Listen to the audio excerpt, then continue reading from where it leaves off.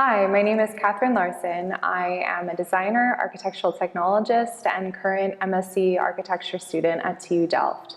And I have spent the last 12 days here at the V-A-C Zattere researching the seaweed in the lagoons of Venice and how they can be applied to architecture and design. So my research as a whole is called Seaweed Farm to Table. And it's a little bit of a play on farm to table, understanding where the ingredients from our buildings come from. And that's because a lot of my work is actually about transparency. And we as consumers have a lot of transparency about our food, where our food is produced, where it's coming from. And we've demanded transparency with our clothes from the fashion industry, how our clothes are being made and who's making them. But one of the things that I think that's really essential that we all exist in every day are buildings. And we don't think so much about where our building materials are coming from, who's building our buildings, and where is this line of resource to material to building coming from. And so I think seagrass plays a huge potential for the building industry also in this line of transparency. Because the way we've been building actually has really only been established for the last 50 or so years, 50 to 70 years. Before that time period, around the world, you'll see very similar construction styles, though applied in very different regional ways. So for example, half timber framing is something you can see around the world, and something like wattle and daub, where mud plaster is pressed onto like a lattice structure, is something regionally that exists in almost every corner of the universe in the world. But something happened about 70, 80 years ago where we started working more with synthetic materials and the Industrial Revolution, and architects really began to focus on their vision and architecture over these sort of natural materials. So I think looking at the past and gaining inspiration from the past can be one way that we can return to a more sustainable building model. And as I said before, I think seagrass can play a really huge role in this. So seagrass is a material that grows around the world, and one of the most interesting things is that because it grows around the world, every single place that I've been to has some sort of tradition or history with seagrass. So first things first is actually what is the difference between seagrass and seaweed? So these are actually two separate things. Seagrass is a plant, for example. Seaweed, on the other hand, is a very primitive version of a plant, and it has what's known as a holdfast on the bottom. So this little brainy tentacle things on the bottom means that it can affix itself to any sort of structure, whether it be a rock or a boat or the side of a wall, for instance. But seagrass is a plant, and plants have roots. So seagrass really requires soil to subsist in and seabed. And what it also needs is adequate light and adequate nutrients. So as a material and as a plant, it can be a little finicky, because if your water conditions are really bad, the seagrass will die. And so seagrass health and seagrass bed health is actually an excellent indicator of how healthy your water ecosystem is. And as I said before, the history and tradition of building with seagrass, and especially eelgrass, is something that actually exists around the world. And so I've been tracing this fantastic, amazing history of building with eelgrass. So in my own country, for example, in the United States, since the 1600s, they've found houses with eelgrass stuffed into the wall cavities used as insulation. Because when you shove eelgrass into a wall cavity or into a ceiling, it forms these natural pockets of air with the material, and it also absorbs moisture and also releases moisture. So it's keeping us warm, but at the same time, it's not rotting in our walls. And as you can see here, this is a photo of a building that's several hundred years old, and the eelgrass is still perfectly preserved in time.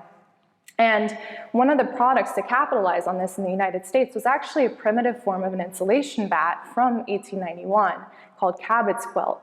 And in this type of insulation bat, they took eelgrass and they sewed it in between two pieces of craft paper.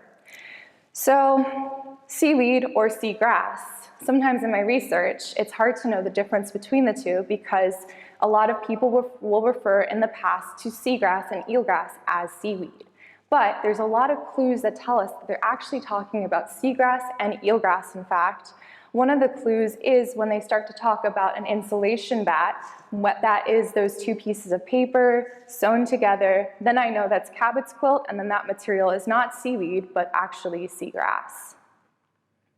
Beyond my own country, for example, in the Netherlands, there was a history of using seagrass and eelgrass as dikes, because with exposure to direct moisture over time, eelgrass solidifies into these large clumps. So the Dutch used eelgrass on the sides of their dikes to prevent erosion, and they called these dikes veerdijken, which also means seaweed dikes. But really what I was most interested in as a designer, at least initially, was my first contact with this material, which was when I was living in Denmark, and this is when I came across the seaweed thatched roofs of Læsø. Now this is a really traditional way of building that actually dates back to the Middle Ages, and I did my whole thesis studying and exploring this traditional way of building and translating all these sources and all this knowledge from Danish over to English. And actually, if you want to see the full process and the full history behind this thatching technique, I really recommend going into my Dutch Design Week talk from 2019, which goes through the entire process of making one of these beautiful, beautiful houses. But one of the big problems is that eelgrass faced a global wasting disease, and that's why you don't normally see it used as an insulation material today. So its patterns changed, the seabed patterns around the world changed, and where it started washing up also changed as a result. And globally, the seagrass beds have never fully recovered from this wasting disease in the 1930s. As a result, we began to rely much, much more on synthetic building materials and especially synthetic insulation materials. So generally now, eelgrass still washes up a lot in some places, but it's still seen as waste. So a lot of my work argues for the fact that we should no longer see this as waste, but we should see this as an opportunity to use it responsibly as a building material again. So for my thesis at the Copenhagen School of Design and Technology, one of the things that I looked at was this traditional thatching technique and how we could reimagine it to use it in a way that was more affordable and more easy for the building industry, to incentivize it almost. So I came up with a prefabricated thatch panel that I envisioned could be used on roofs and facades, like a type of green panel almost, because up to 30 different plant species grow in the roofs of the seaweed homes of Læsø. So I also envisioned that it could be an external supplementary insulation as well, because about 150 millimeters of eelgrass is comparable when tightly packed to 100 millimeters of mineral wool. And I wanted to test it, so I teamed up with the Material Design Lab and we built the first ever installation with these panels on the roof of the school. And I was able to study over time how they got exposed to the elements. And actually what happened after about a year was I realized I hadn't installed any any ventilation gap behind the panels. So the seaweed was directly pressed up against the wood, the eelgrass was directly pressed up against the wood.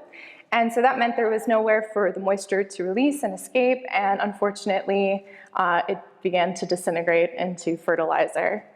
It was on the green roof though, so the plants underneath it were very happy, but I was not very happy. So I decided to try again. And I teamed up with some of my friends from school. So this is Monica Yakitida, and we decided to design the Seaweed Pavilion.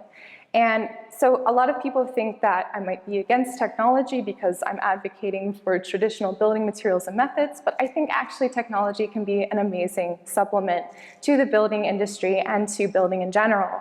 So Monica helped me make a BIM model, which is a building informational model of the pavilion.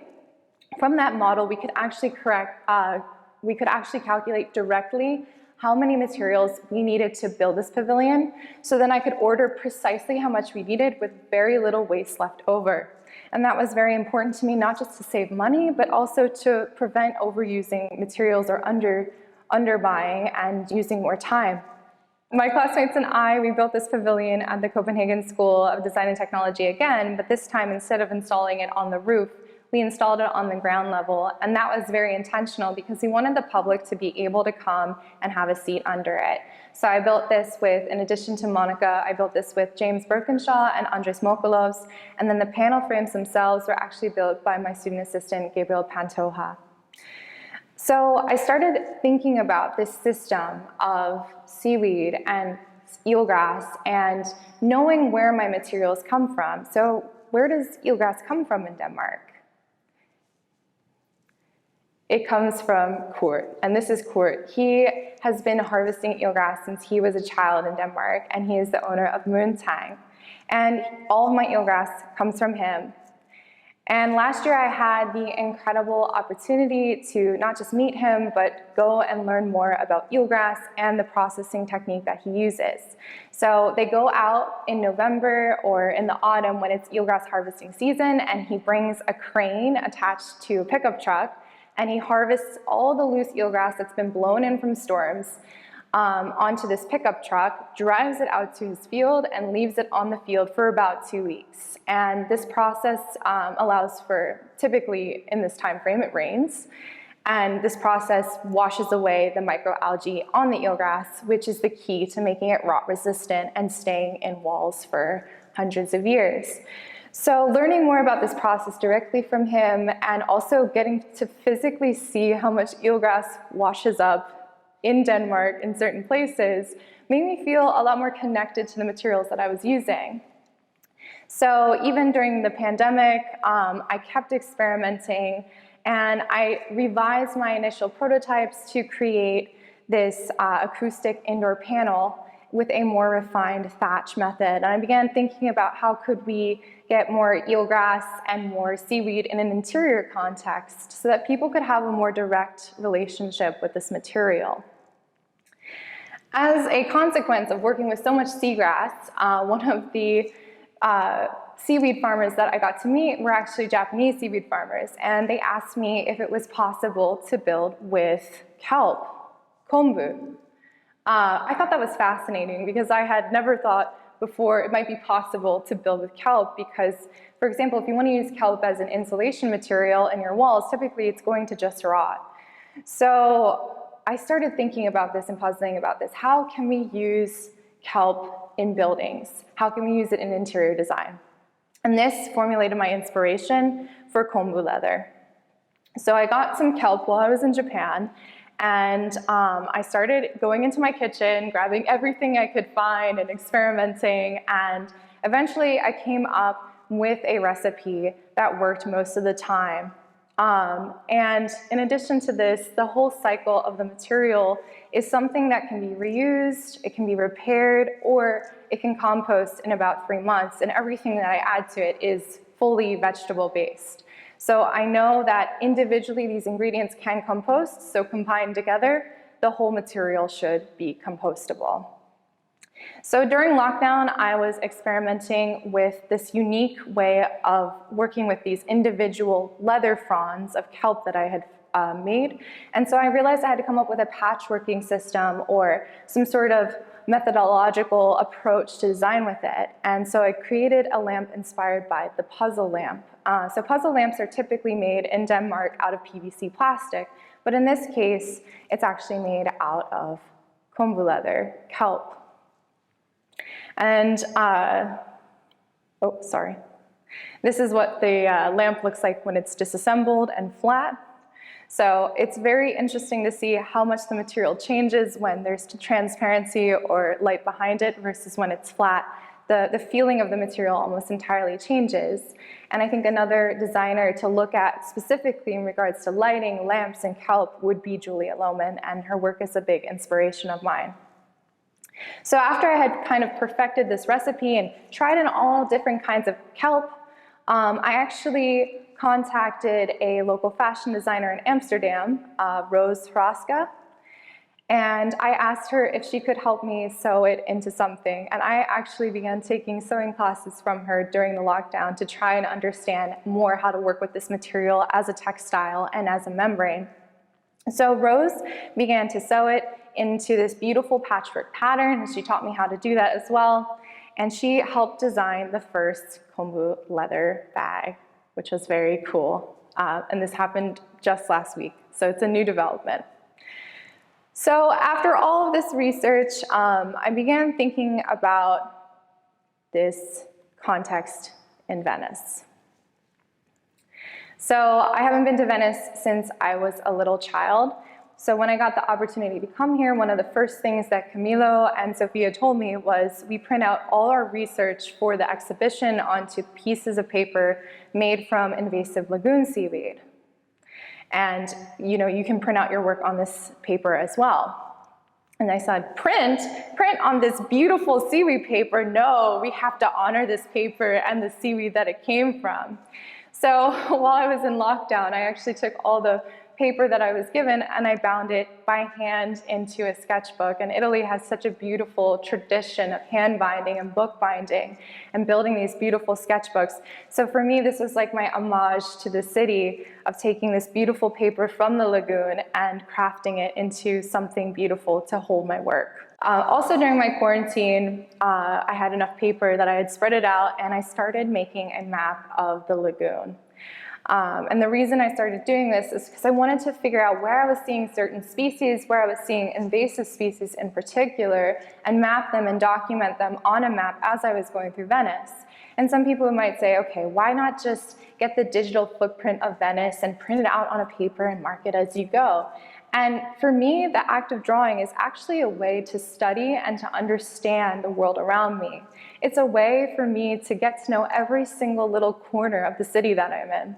So the physical act of drawing this seaweed map on seaweed paper also allowed me to better understand the entire context and location that I was in and have a map in my head of where I was going and what I was seeing.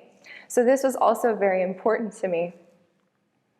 The couple of species that I did map were seagrass, and Venice actually has two different types of eelgrass here. There's a dwarf eelgrass, and then there's a larger eelgrass species, and then there's a third seagrass species as well.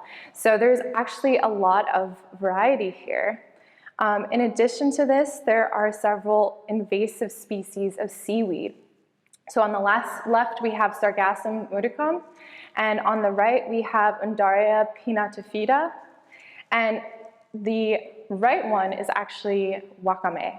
So these kelps come from Japan. They affix themselves through boats traveling in the lagoon, and they have begun to basically infest themselves in the lagoon of Venice and overtake natural seaweed species. So the native kelp species here is actually sea lettuce, which is a very common type of seaweed, and is actually in several Venetian dishes here. So there is a culture here of eating seaweed, which I actually found rather interesting because when I later began working with it, everyone who was talking to me about my work, the first question they asked actually was, can I eat it? And actually, technically, you can't eat what I made, but the seaweed has been growing in the polluted canals of Venice, so I would not recommend eating it because it absorbs whatever metals are in the water and pollutants. So using it in design is a much better idea than eating the lagoon seaweed, in my opinion. So one of the other things that I did was I began to sketch on location this relationship of city, lagoon, and water.